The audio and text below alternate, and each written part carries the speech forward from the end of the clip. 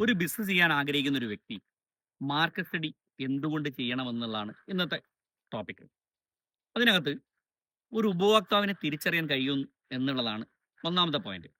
ഒരു ഉപഭോക്താവിന്റെ ഇഷ്ടങ്ങളും അനിഷ്ടങ്ങളും ഒക്കെ തന്നെ തിരിച്ചറിഞ്ഞുകൊണ്ട് ഒരു പ്രൊഡക്റ്റ് നമുക്ക് ലോഞ്ച് ചെയ്യാൻ സാധിക്കും. അതേപോലെ മാർക്കറ്റിലെ കോമ്പറ്ററെ നമുക്ക് കണ്ടെത്താൻ കഴിയും എന്നുള്ളതാണ് രണ്ടാമത്തെ പോയിന്റ്. അതിനകത്ത് നമ്മുടെ മാർക്കറ്റിലെ കോമ്പറ്ററെ കണ്ടെത്തുകയും ആ കോമ്പറ്ററെ യഥാർത്ഥത്തിലുള്ള ന്യൂനതകളൊക്കെ മനസ്സിലാക്കിക്കൊണ്ട് നമ്മളെ പ്രൊഡക്റ്റ് നമുക്ക് ലോഞ്ച് ചെയ്യാവുന്നതാണ്. അതേപോലെ പുതിയൊരു അവസരങ്ങൾക്കത് വഴി തുറക്കാനുള്ള സാധ്യത ഉണ്ട്. കാരണം വെച്ചാൽ പുതിയ മാർക്കറ്റ് ട്രെൻഡൊക്കെ മനസ്സിലാക്കി ആ ട്രെൻഡിനനുസരിച്ച് നമ്മളെ പ്രൊഡക്റ്റ് നമുക്ക് തയ്യാറാക്കാവുന്നതാണ്. അതേപോലെ മാർക്കറ്റിംഗ് സ്ട്രാറ്റജീസിൽ വലിയ ഗുണം ചെയ്യുന്ന ഒരു സാഹചര്യം ഉണ്ടാവും. കാരണം വെച്ചാൽ ഏതുതരം ഓഡിയൻസിലേക്കാണ് നമ്മളെ പ്രൊഡക്റ്റ് നമ്മൾ പുഷ് ചെയ്യേണ്ടതെന്നൊക്കെ തിരിച്ചറിഞ്ഞുകൊണ്ട് തന്നെ ആഡൊക്കെ നമുക്ക് റൺ ചെയ്യാവുന്നതാണ്. നിങ്ങളൊരു ബിസിനസ് ചെയ്യാൻ ആഗ്രഹിക്കുന്ന ഒരു വ്യക്തിയാണെങ്കിൽ ഉറപ്പായി നിങ്ങൾ മാർക്കറ്റ് സ്റ്റഡി ചെയ്തതിന് ശേഷം മാത്രം ബിസിനസ് ആരംഭിക്കുക. അപ്പോൾ ബിസിനസ് റിലേറ്റഡ് ആയ വീഡിയോസിനായി എന്നെ ഫോളോ ചെയ്യാൻ മറക്കല്ലേ.